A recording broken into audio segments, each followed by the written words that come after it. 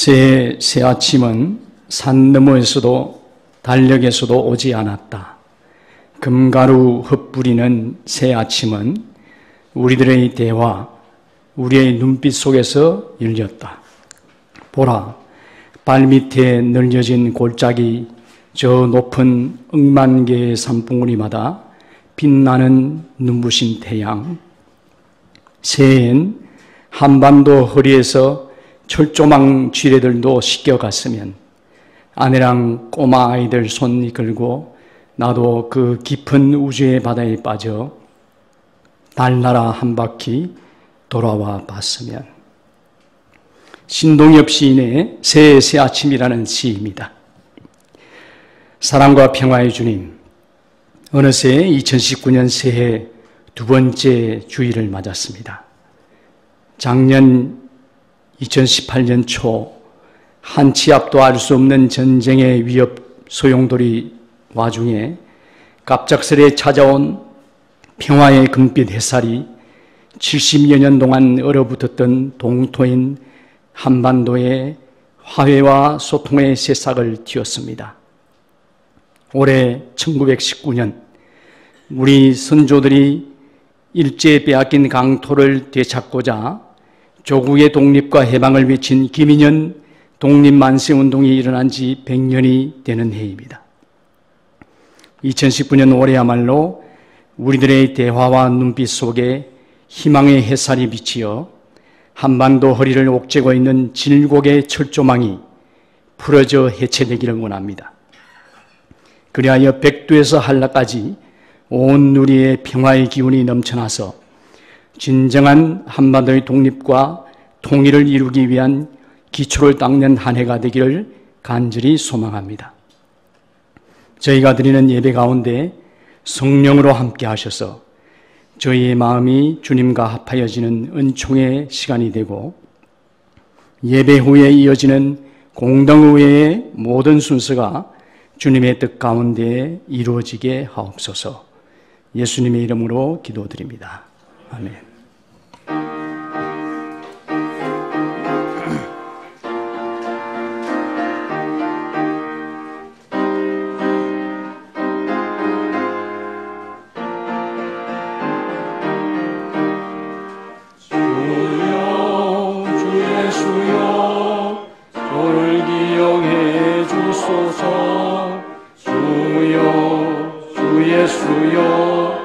당신 나라 임하실 때 주여 주 예수여 저를 기억해 주소서. 주여 주 예수여 당신 나라 임하실 때 주여 주 예수여 저를 기억해 주소서. 주여 주 예수여 당신 나라 임하실 때. 하나님께서 우리에게 얼마나 큰 사랑을 베푸시는지를 생각해 보십시오. 하나님께서 우리를 자기의 자녀라 일컬어 주셨으니 우리는 하나님의 자녀입니다.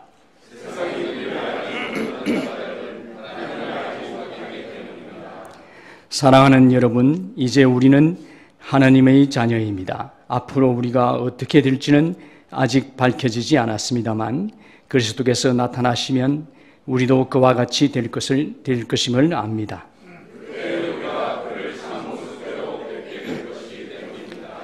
그에게 이런 소망을 두는 사람은 누구나 그가 깨끗하신 것과 같이 자기를 깨끗하게 합니다. 예. 이제 김영균 형제께서 대표 중보 기도해 하시고 성서 말씀을 읽어 주시겠습니다. 이어서 성가대 찬양이 있은 후에 현재 운영위원장으로 수고하고 계시는 이명식 형제께서 나 홀로 시대에 외롭지 않게 사는 법이라는 말씀으로 말씀 증거하실 때에 큰 은혜 받으시기 바랍니다.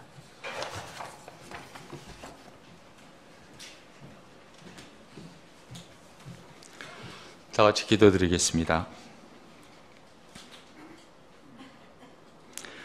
하나님, 새해가 밝았습니다. 지난 한 해 지켜주신 하나님께 감사드리며 하나님 앞에 범죄하며 생활했던 지난 시간들을 고백하오니 이 시간 용서하여 주옵소서.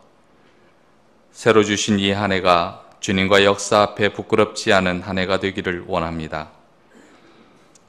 이 땅의 모든 그리스도인들의 기도와 말씀을 통해 주님 주신 사명을 제대로 알고 행하는 믿음을 갖게 하시고 안정 속에서 변화와 개혁이 이루어지는 한 해가 되도록 도와주옵소서. 하나님, 저희 세기를 보면 여러 가지 모습을 보게 됩니다. 과연 이 땅의 그리스도인으로서 하나님의 참 사랑을 전하고 실천하고 모든 역량이 하나님을 믿는 믿음으로 행하고 있는지, 우리 기독사의 전반에 두텁게 자리매김되어 있는 복음주의 기독신앙은 멀리하더라도 하나님 주신 말씀을 삶의 근간으로 새기며 새길 정신의 신앙으로 살아가는 올 한 해가 되도록 저희 새길 자매 형제님들을 지켜 주옵소서. 매 순간 하나님께 드리는 산제사의 삶으로 저희의 심령을 깨끗게 하여 주시고 성령 충만한 삶으로 살아갈 수 있도록 도우소서. 오늘은 예배 후에 한 해의 살림을 정리하고 새로운 한 해를 준비하는 공동의회로 모입니다. 주님이 주신 새길의 공동체를 생각하며 모두가 은혜를 배우는 시간이 되도록 주님께서 간섭하여 주옵소서. 교회를 위해 이른 아침부터 수고하는 성가대를 기억하여 주시고 보이지 않는 수고로 생명의 공동체가 되도록 움직이는 손길들을 축복하여 주옵소서. 오늘은 이명식 형제님께서 말씀을 전합니다. 말씀을 통해 우리 새길 공동체가 앞으로 나갈 바를 다시금 새길 수 있는 은혜의 시간이 되도록 도우시고 올 한 해도 저희를 선한 걸음으로 인도하실 주님을 믿고 감사드리며 예수님 이름으로 기도드립니다. 아멘.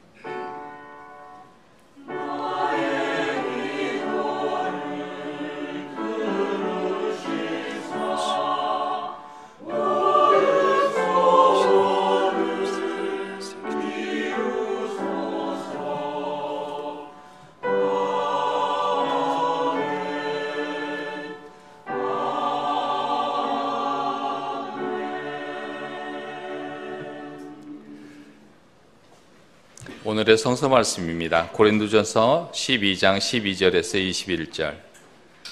몸은 하나이지만 많은 지체가 있고 몸의 지체는 많지만 그들이 모두 한 몸이듯이 그리스도도 그러하십니다. 우리는 유대 사람이든지 그리스 사람이든지 종이든지 자유인든지 모두 한 성령에서 세례를 받아서 한 몸이 되었고 또 모두 한 성령을 마시게 되었습니다. 몸은 하나의 지체로 되어 있는 것이 아니라 여러 지체로 되어 있습니다. 발이 말하기를 나는 손이 아니니까 몸에 속한 것이 아니다 한다고 해서 발이 몸에 속하지 않은 것이 아닙니다. 또 귀가 말하기를 나는 눈이 아니니까 몸에 속한 것이 아니다 한다고 해서 귀가 몸에 속하지 않은 것이 아닙니다. 온몸이 다 눈이라면 어떻게 듣겠습니까? 온몸이 다 귀라면 어떻게 냄새를 맡겠습니까? 그런데 실은 하나님께서 원하시는 대로 우리 몸에다가 각각 다른 여러 지체를 두셨습니다. 전체가 하나의 지체로 되어 있다고 하면 몸은 어디에 있습니까? 그런데 실은 지체는 여럿이지만 몸은 하나입니다. 그러므로 눈이 손에게 말하기를 너는 내게 쓸데가 없다 할 수가 없고 머리가 발에게 말하기를 너는 내게 쓸데가 없다 할 수 없습니다. 사무엘상 30장 24절 말씀입니다. 또 동지들이 제안한 이 말을 들을 사람은 아무도 없어 전쟁에 나갔던 사람의 몫이나 남아서 물건을 지킨 사람의 몫이나 똑같아야 하오. 모두 똑같은 몫으로 나누어야 하오.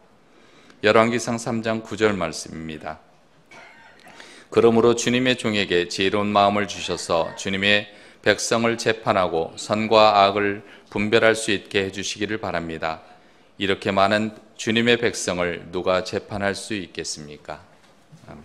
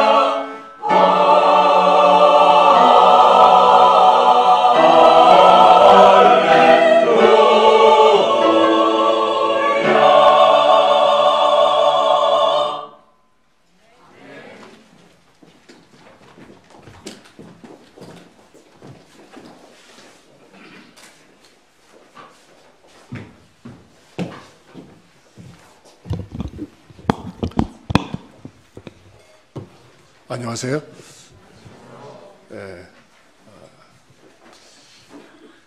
우리 김영균 형제의 은혜 충만한 기도 감사드립니다. 아울러 항상 그러하듯이 오늘도 그 마음을 울려주는 우리 성가대 찬양 잘 들었습니다. 감사드립니다. 제가 매주 공동체 친교와 소식을 전하기 위해서 이 자리에서 올라오기 때문에 아주 익숙한 자리임에도 불구하고 또 제가 오늘 이제 말씀 증거를 한다 이렇게 생각을 하니까 마음이 달라져서 그런지 상당히 좀 프레셔를 느끼네요, 제가.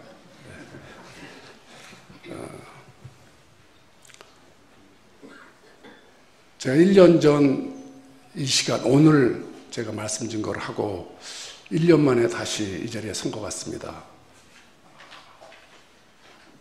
자, 이 자리에 서 있는 지금 이 순간에 만감이 교차합니다. 제가 이제 오늘부로 이 운영위원장직을 이제 내려놓게 됩니다. 지난 3년을 생각해 보면은 제가 부위원장 2년, 그 다음에 운영위원장 1년을 하면서 여러 가지 미흡한 점이 많음에도 불구하고 정말 저를 예쁘게 봐주시고 또 이해해 주시고 또 협조해 주셔서 정말 무탈하게 대가 없이 그 직을 잘 저 나름대로 수행을 한 것 같습니다. 이 자리를 빌어서 다시 한번 감사드리고 운영위원장 물러나고 다시 뭐 제가 뒤에서 그렇지만 n분의 1 정신에 따라서 또 나름대로 역할을 충실히 잘 하겠습니다. 나홀로 시대에 외롭지 않게 사는 법 이렇게 제목을 정하고 나니까 어떤 분은 뜬금없이 무슨 얘기냐 이렇게 이제 물어보는 사람도 있습니다. 말씀 증거 시작하도록 하겠습니다. 한 언론사가 2019년 대한민국 트렌드를 선정한 것을 보니까 제일 첫 번째로 나홀로 문화가 나오고 있는 것을 알 수 있었습니다. 수년 전부터 서서히 진행되던 혼밥, 혼술, 혼영 뭐 이런 형태의 나홀로 활동 혹은 나홀로 문화가 하나의 트렌드로 자리 잡아가고 있는 것이지요.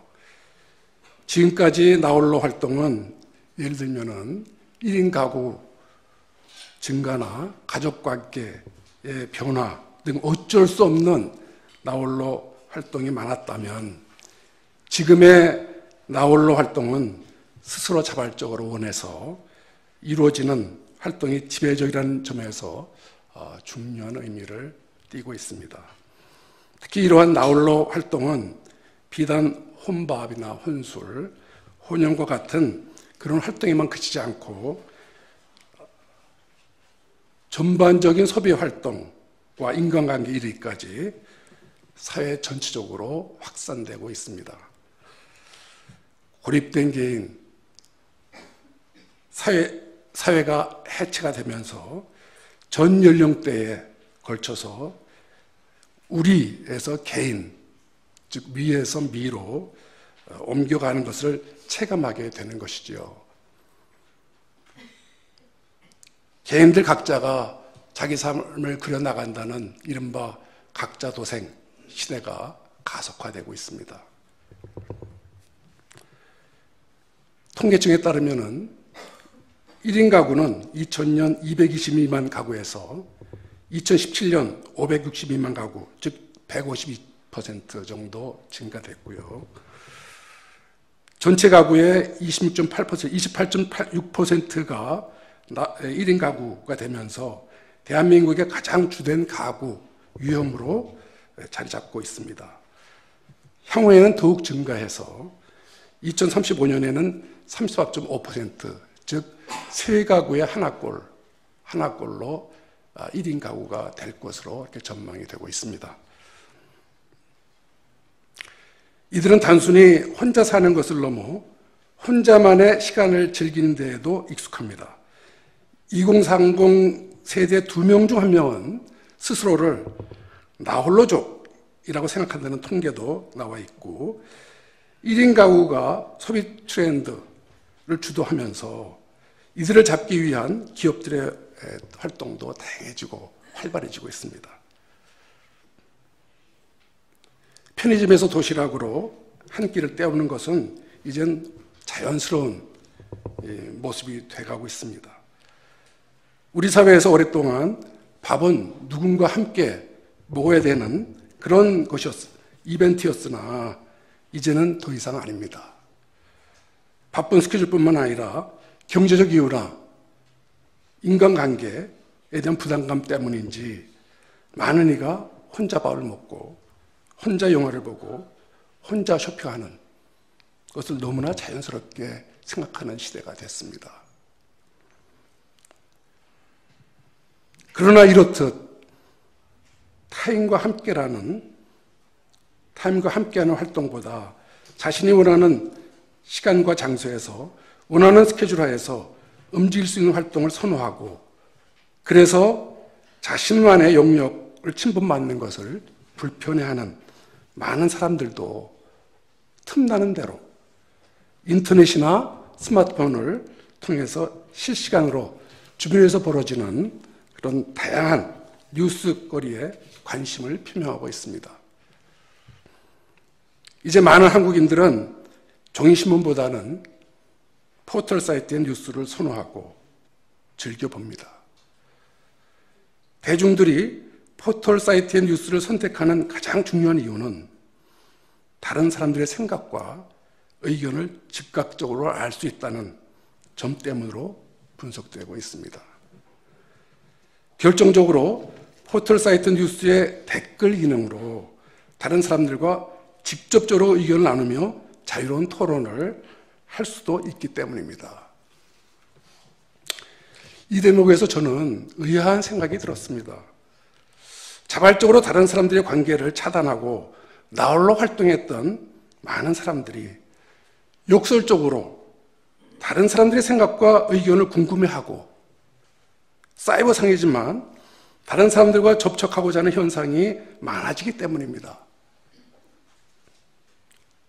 이 대목에서 어느 사회학자는 혼밥 혼술 현상을 단순히 개인주의나 소통의 부재로 재단하기보다는 혼밥 혼술을 매개로 개인적으로 다른 사람들과 더욱 활발히 소통하고 결속을 다지는 경향이 강화되는 것으로 해석되어야 한다라고 진단하고 있습니다. 타인의 시선이나 사회 관습에 얽매이지 않고 나만의 기준으로 스스로를 사랑한다는 개념으로 나홀로 활동을 하고 있지만 사실은 그러한 사람들 내면 깊숙이에는 알 수 없는 외로움이 있어 오히려 다른 사람들과 함께 모여서 교제를 나누며 생활하는 것을 그리워하기 때문이다 라는 해석도 가능한 것입니다. 한 울의 실로는 한 줄을 만들 수 없고 한 그루의 나무로는 숲을 이룰 수 없다라는 서양의 명언이 있습니다. 의미 있는 인생은 나 혼자는 가꿀 수 없고 사회에서 다른 사람들과 더불어 진정한 협력이 이루어질 때에만 비로소 가능해진다는 그런 이야기가 되겠죠. 사회의 가장 원초적이고 최선의 단위는 가족입니다. 또한 인생은 사회에서 이루어지는 배움의 연속이라는 말도 있습니다. 배움은 고립된 사실들을 암기하는 것이 아니라 여러 사실들을 연결해 새로운 의미를 만들어내는 일이라고 생각해 볼 수 있습니다. 교회는 확장된 가족이라는 말도 있습니다. 저는 이런 배움을 익힐 수 있는 장소로 교회 공동체만큼 좋은 곳도 드물다고 생각을 합니다. 하나님은 인간을 저마다 고유한 모습으로 창조하셨지만 부부, 가족, 교회 혹은 사회라는 공동체도 만드셨습니다. 이런 공동체에서 우리가 해야 할 일은 나와 타인이 똑같은 세상을 함께 살아가는 사람이다 라는 것을 깨닫는 것입니다. 흔히들 공동체 생활을 하면서 가장 중요하고 효과적인 이벤트는 같이 밥을 먹는 곳이라고 이야기하고 있습니다. 오죽하면 가족의 다른 말이 끼니를 함께 한다는 식구이겠습니까? 밥상이 풍족하든 빈약하든 그것은 그리 큰 문제가 되지는 않습니다. 그냥 같이 음식을 나누며 서로를 격려하고 힘을 얻으면 되기 때문입니다. 이런 차원에서 교회 공동체의 존재와 역할은 그만큼 더 의미가 커지고 또 깊어지고 있습니다. 작년에 우리는 새로운 교회를 찾아라는 말씀 증거 시리즈를 기획한 바 있습니다. 그중 하나로 11호 행해진 밖에서 본 새길이라는 말씀 증거가 생각이 납니다. 우리 공동체가 외부 전문가에게 의뢰해서 과연 우리의 모습은 어떨까? 우리의 참모습을 조망해달라고 요구를 한 것이죠. 그 연구자는 봄부터 시작해서 거의 9개월 동안 참여 관찰 및 인터뷰를 통해서 우리 교회에 대한 세길교회의 정체성 내지는 세길교회의 참모습에 대한 연구를 해왔습니다. 여러 내용 중에 세길이 계속 유지하거나 발전시켜 나가야 될 과제 하나와 또 가장 시급하게 개선해야 될 과제 하나를 들어달라는 질문에 그 연구자는 사견이고 표본의 수가 작았다는 것을 일단 전제로 한 후에 앞의 질문에는 우리 공동체가 꾸준하게 관심을 가지고 사회적 실천을 하는 것을 꼽았고 뒤의 질문에는 끼리끼리 문화를 꼽았습니다. 저는 이 부분이 쓴소리지만 상당히 깊게 내면으로 파고 들어왔습니다. 어느 사회에서나 끼리끼리의 분위기가 팽배해지면은 관계의 독과점 현상이 공동체의 전반적인 관계 구조를 왜곡시키게 됩니다. 이는 마치 시장에서 일부 대기업이 독과점을 형성해서 공정거래를 힘들게 하는 원리와 유사한 맥락입니다. 다시 말해서 기존의 구성원들 사이에 끼리끼리 문화가 고착화될 때 새롭게 들어오는 구성원들은 당연히 소외감을 느끼게 되고 뿌리내리기가 힘들어지게 되며 결과적으로 공동체의 균열로 이루어질 수 있기 때문입니다. 이럴진데 이러한 문화가 정령을 이룰 때 과연 우리 공동체가 하나가 될 수 있을까? 이 의문이 작년 말부터 저희 내리를 계속 파고들었습니다.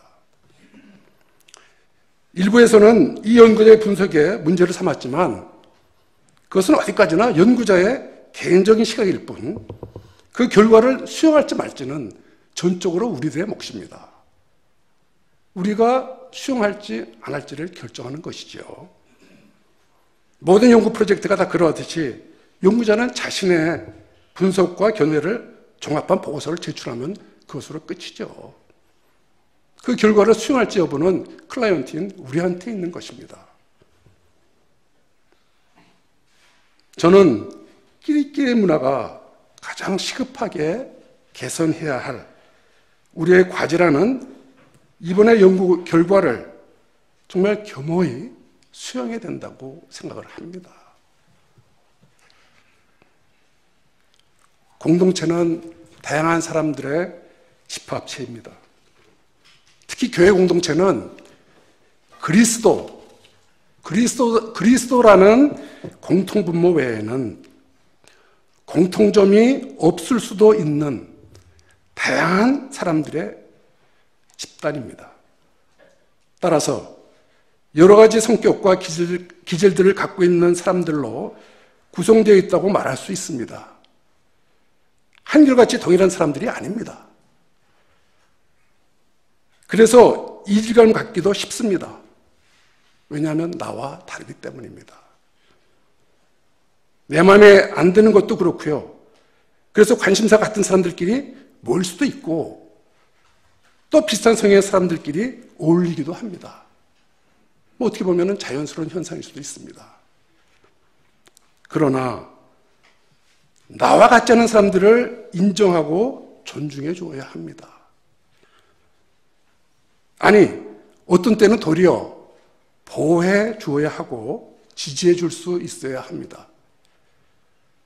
왜냐하면 그래야만 다양성이 커져서 공동체가 강해지기 때문입니다.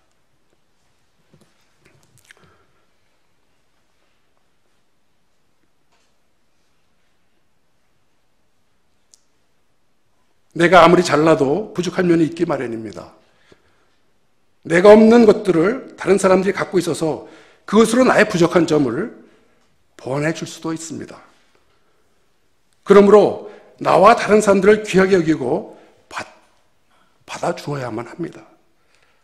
서로서로의 약점을 보내줄 때 비로소 교회가 하나가 되고 이 땅에 하나님 나라를 건실하게 세워나갈 수 있게 됩니다.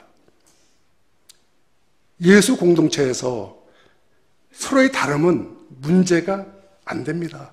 왜냐하면 서로 다름을 인정하고 받아들일 때 비로소 공감의 힘이 생기기 때문입니다. 현실적으로 바람직한 공동체 생활을 통해서 점점 심화되고 있는 나홀로 시대에 외롭지 않게 살아가는 법을 터득하게 됩니다. 바울도 이러한 점을 깊게 인식했던 것 같습니다. 고린도 교회에 보내는 서신에서 공동체의 의미와 역할에 대한 자신의 심경을 솔직하게 표현하고 있기 때문입니다.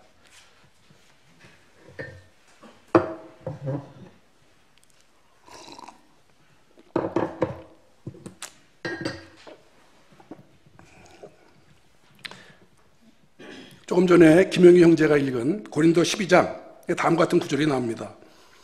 몸은 하나지만 많은 지체가 있고 몸의 지체는 많지만 그들이 모두 한 몸이듯이 그리스도도 그러하십니다. 우리는 유대 사람이든지 그리스 사람이든지 종이든지 자유민이든지 모두 한 성령으로 세례를 받아서 한 몸이 되었고 또 모두 한 성령을 마시게 되었습니다. 몸은 하나의 지체로 되어 있는 것이 아니라 여러 지체로 되어 있습니다. 발이 말하기를 나는 손이 아니니까 몸에 속한 것이 아니다 한다고 해서 발이 몸에 속하지 않은 것이 아닙니다. 또 귀가 말하기를 나는 눈이 아니니까 몸에 속한 것이 아니다 한다고 해서 귀가 몸에 속하지 않은 것이 아닙니다. 온몸이 다 눈이라면 어떻게 듣겠습니까? 또 온몸이 다 귀라면 어떻게 냄새를 맡겠습니까? 그런데 실은 하나님께서는 원하시는 대로 우리 몸에다가 각기 다른 여러 가지 지체를 두셨습니다. 지체가 하나의 지체로 되어 있다고 하면 몸은 어디에 있습니까? 그런데 실은 지체가 이러시면 몸은 하나입니다. 고린도 교회는 바울이 전도하고 개척한 교회 중에서 가장 큰 교회고 가장 많은 은혜를 받은 교회였지만 또 가장 많은 문제점을 안고 있던 교회이기도 했습니다. 당시 고린도 교회는 바울파, 아볼로파, 게바파, 그리스도파 등 다양한 파벌이 생겨서 분쟁이 끊이지 않았다고 합니다. 그러나 바울은 이 서신에서 교회 공동체의 본질을 우리 인체와 비유해서 쉽게 그러나 핵심적으로 설파하고 있습니다. 교회는 이 땅에 하나님 나라의 모델로 존재합니다. 다양한 사람들의 여러 가지 일을 하면서 한 교회를 이루고 있습니다. 마치 지체는 많으나 한 몸을 이루고 있는 것과 유사합니다. 그리스도인들은 그의 몸을 이루는 지체이기에 우리는 공동체에서 세 가지, 즉 협력과 상대방에 대한 배려, 그리고 경청의 지혜를 통해서 한 몸으로 움직일 수 있습니다. 먼저 협동입니다. 흔히들 협동 정신을 이야기할 때 기러기 때의 비행을 언급합니다. 기러기 때의 비행법을 알면은 많은 삶의 지혜를 얻을 수 있습니다.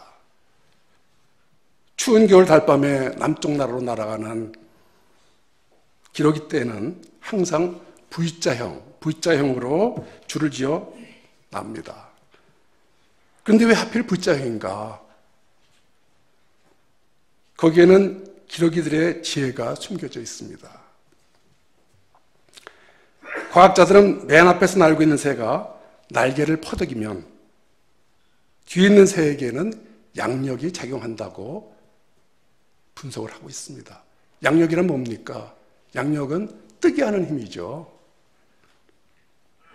양력은 날개를 위로 올려주는 힘입니다. 기러기들은 이 양력을 이용해서 먼 거리를 함께 날아가는 것입니다. 그래서 V자형으로 줄을 지어서 날면 뒤에 있는 새는 힘을 덜 들이고도 같은 속도로 날 수 있게 됩니다. 또한 혼자 날아가는 것보다 70% 이상이나 더 멀리 날 수 있게 된다고 합니다. V자형으로 날아가는 기러기 때는 서로 협력하는 데는 천재적인 것 같습니다. V자형의 최선두 가운데서 날던 1번 기러기가 많은 노력과 희생으로 더 이상 못 날게 될 때, 탈진돼서 더 이상 못 날게 때 뒤로 처지게 되고요. 2번 기러기가 1번 자리로, 또 3번 기러기가 2번 자리로 자리 이동을 하게 됩니다.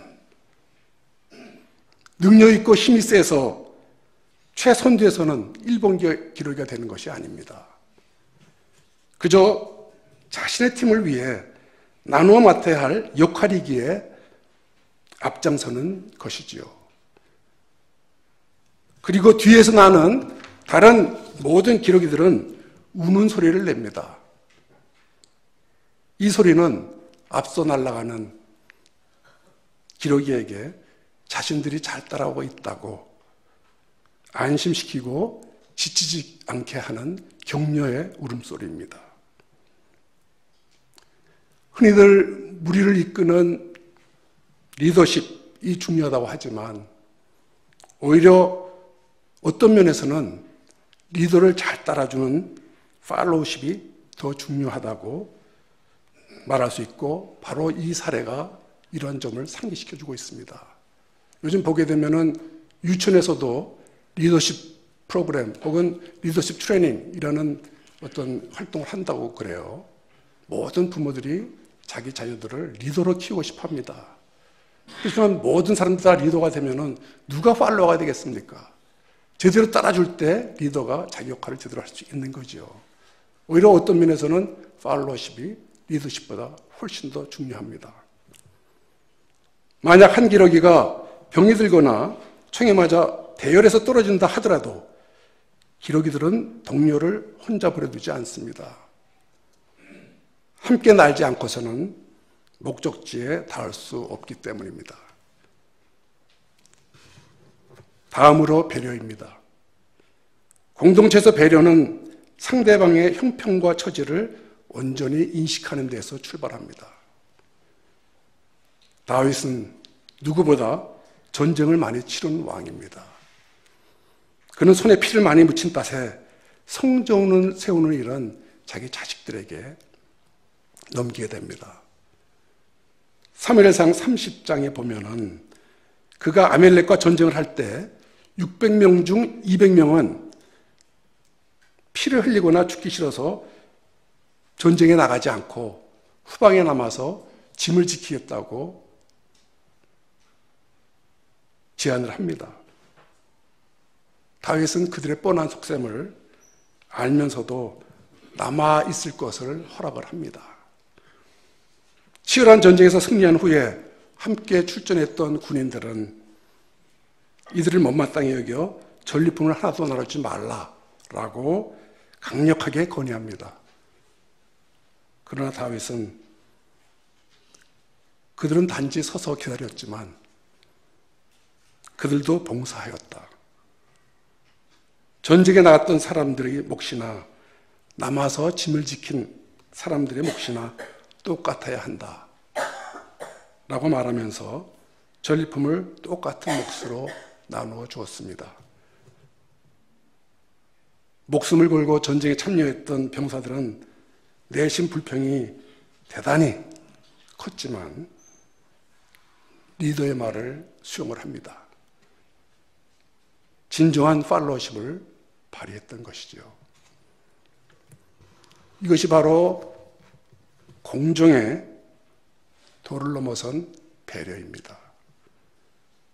공동체에서 구성원들의 역할과 공헌은 형편과 처지에 따라서 사뭇 달라지게 됩니다. 어떤 사람들은 열심히 봉사하지만 다른 사람들은 그저 그 봉사의 과실을 따먹는 체리피커처럼 보일 수 있습니다. 그러나 어느 공동체이든 그 속한 사람들은 크든지 작든지 모두 영향력을 가지고 있습니다. 어느 누구도 모든 공동체에 안정감을 생기게 할 수 있는 것이죠. 그렇기 때문에 만약 서로 상대방에 대한 배려가 없게 된다면 이런 안정성은 금방 무너지게 됩니다.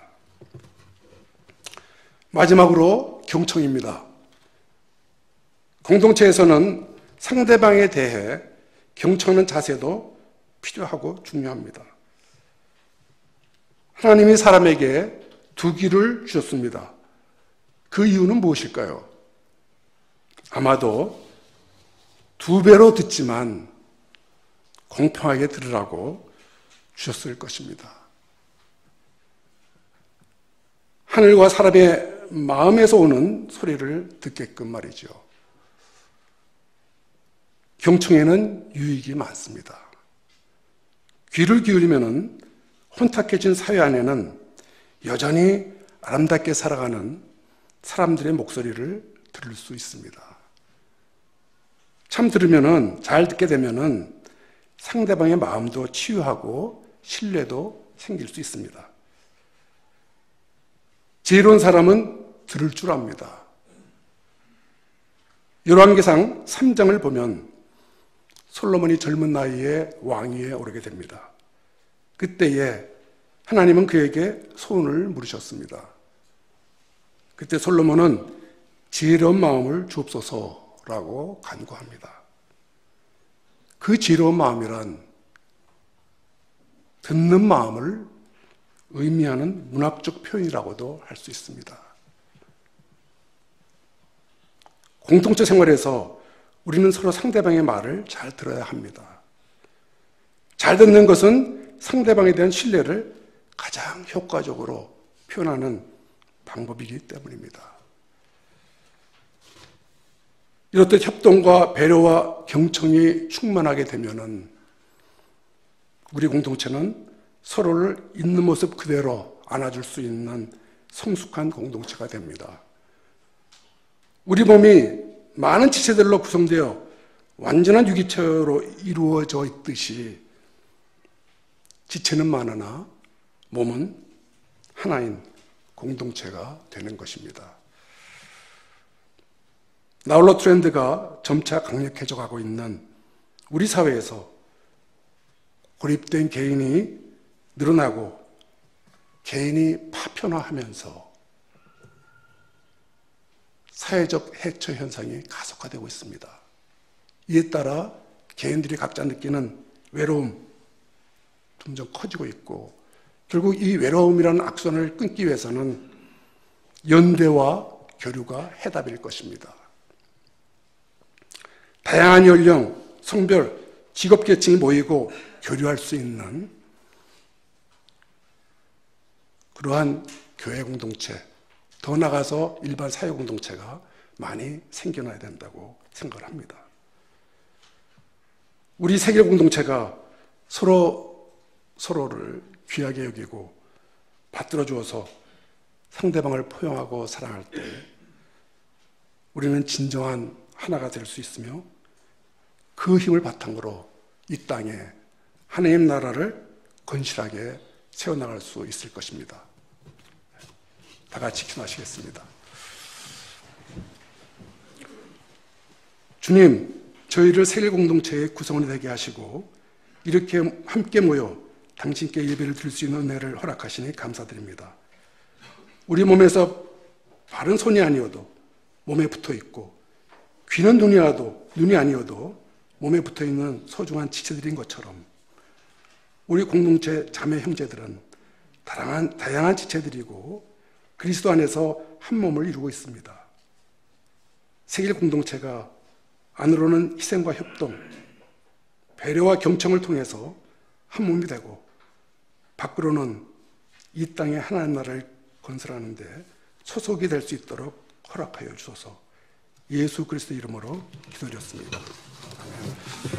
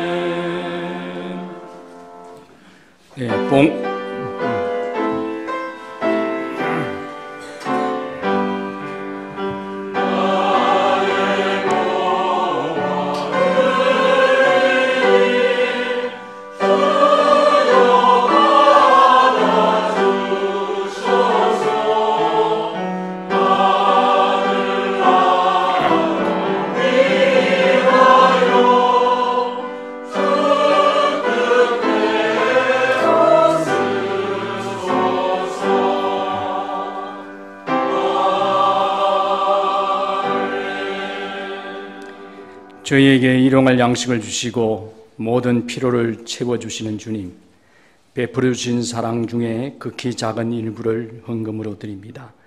드리는 손길마다 주님의 축복이 풍성하게 하옵소서. 모여진 정성이 주님의 사랑과 평화를 두루 넓히는 데 값지게 쓰여지게 하시고 세계 공동체의 난문과 섬김의 활동이 더욱 아름답게 펼쳐지게 하옵소서. 감사드리며 예수님 이름으로 기도합니다. 네, 이웃을 위한 기도 시간입니다. 우리나라는 현재 세계에서 산업용 로봇을 가장 많이 사용하는 로봇 천국이라고 합니다. 2017년 현재 노동자 10,000명당 산업용 로봇은 710대라고 했어요. 그래서 로봇 밀집도에서 8년째 압도적으로 세계 1위를 기록하고 있습니다. 그런데 이와 어울려 한국은 산업재해 사망률 또한 OECD 국가에서 1위를 하고 있습니다. 1994년 통계가 시작된 후에 23년 동안 줄곧 산재 사망률 1위국에 불명예를 벗어난 적이 없습니다. 2016년에 2,040명, 17년에는 2,200명으로 10%가량 늘었고 현재도 매일 7명의 노동자가 산재로 사망하고 있습니다. 얼마 전에 태안화력발전소에서 20대 청년 노동자 김영균 씨의 희생이 있었고, 며칠 후에 또한 충남 아산의 한 식품 공장에서 컨베이어 벨트를 수리하던 노동자의 머리를 로봇이 가격하여 즉사했습니다.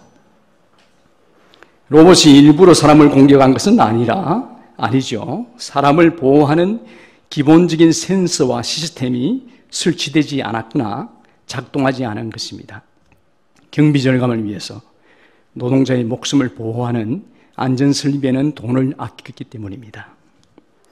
OECD 국가 중에서 영국이 노동자 10만 명당 산재 사망자 0.4명으로 최저이고, 우리나라는 영국보다 무려 20배나 많은 10명가량이 됩니다. 김영균 씨의 안타까운 희생이 있은 후에 유가족과 시민들의 절박한 요구로 겨우 국회에서 산업안전보건법이 통과되긴 했지만, 정작 사고가 났던 태안화력발전소는 적용 대상에서 제외됩니다. 그리고 하청업체의 비정규직 노동자가 여전히 같은 환경에서 일을 하고 있는 실정입니다. 법 통과만 된다고 해서 산재를 막기에는 너무나 허점이 많습니다. 위험을 외주화한 원청 대기업, 그리고 노동자의 목숨을 담보로 이익을 추구해온 하청업체, 원청과 하청의 불법 행위에 대해서 감독 의무를 방기한 정부 부처, 또 위험에 대하여 솜방망이 처벌로 일관한 검찰과 사법부, 그리고 노동자의 목숨을 기업 이익의 관점에서만 바라보는 정치인들의 안이한 사고방식이 바뀌지 않으면 앞으로도 상당 기간 산재공화국의 오명을 벗어나지 못할 것입니다.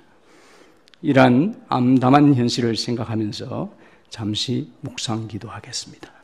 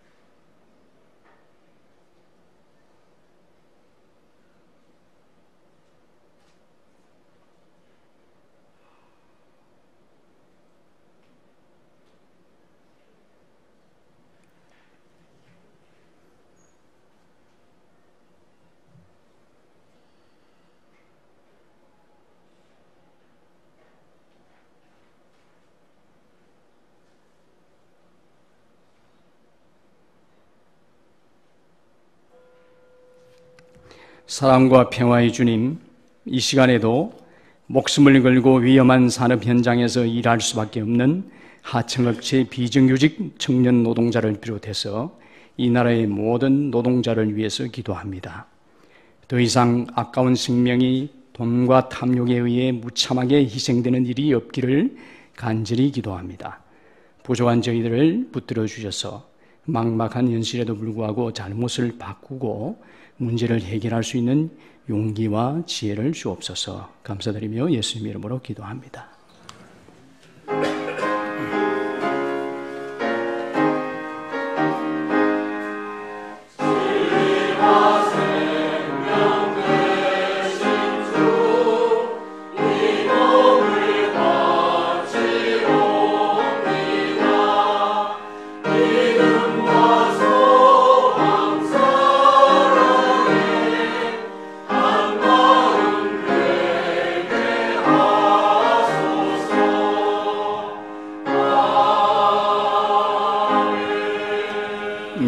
함께 생일신앙 고백을 하겠습니다. 우리는 우주 만물을 창조하시고 역사를 주관하시며 품어 인도하시는 하나님을 믿습니다. 우리는 모든 악으로부터 우리를 해방하여 새 사람으로 일으켜주시는 예수 그리스도를 믿습니다. 우리는 모든 생명들이 서로 소통하도록 이끌며 고난과 절망 속에서도 우리에게 언제나 새로운 희망과 능력을 주시는 성령을 믿습니다. 우리는 교회가 예수 그리스도의 십자가와 부활에 동참하고 자매 형제들이 사랑의 교제를 나누는 신앙 공동체임을 믿으며 창조의 보존과 완성을 위해 인간의 생명과 존엄을 지키기 위해 하나님의 정의와 평화의 실현을 위해 우리의 삶을 바칩니다. 우리는 자신을 비우고 고통받는 모든 생명의 이웃이 되어 하나님 나라 복음을 위해 헌신하기로 다짐합니다.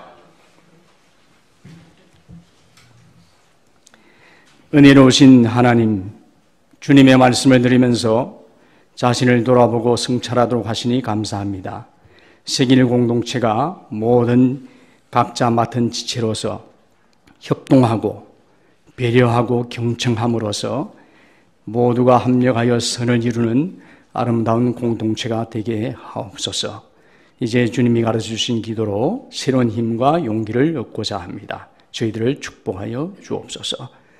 하늘에 계신 우리 아버지여, 이름이 거룩히 여김을 받으시오며 나라의 임하옵시며 뜻이 하늘에서 이룬 것 같이 땅에서도 이루어지이다. 오늘날은 우리에게 일용할 양식을 주옵시고 우리가 우리에게 죄 지은 자를 사하여 준 것 같이 우리 죄를 사하여 주옵시고 우리를 시험에 들게 하지 마옵시며 다만 악에서 구하옵소서. 내게 나라와 권세와 영광이 아버지께 영원히 사옵나이다.